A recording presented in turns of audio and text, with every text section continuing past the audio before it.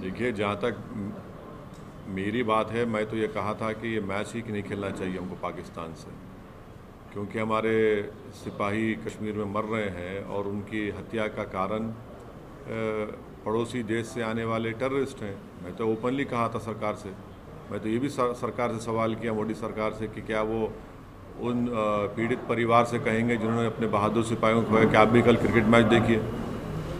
अब रहा सवाल जहाँ तक कि मोहम्मद शमी को निशाना बनाया जा रहा है कल के क्रिकेट मैच की हार का, ये तो ये बताता है कि फ़िरक़ा परस्ती, रेडिकलाइजेशन और हेट्रेड मुस्लिम्स के ताल्लुक़ से कितना बढ़ चुका है। एक टीम में 11 खिलाड़ी होते हैं, 11 खिलाड़ी में एक मुसलमान होता है, तो आप उसको टारगेट कर रहे हैं लोग।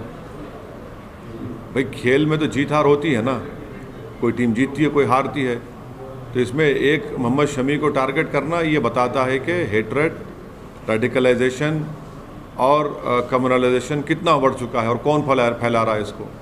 ये तो जवाब देना पड़ेगा। क्या बीजेपी की सरकार कंडेम करेंगी उन लोगों को जो आज 11 में से एक प्लेयर को जो सोशल मीडिया पे उसको ट्रोल किया जा रहा है, उसको अनाप शनाप उसके बारे में बकवास बका जा रहा है। ये शर्म की बात है, अफसोस की बात है। वो तो इंडिया की टीम के लिए खेल रहा था ना।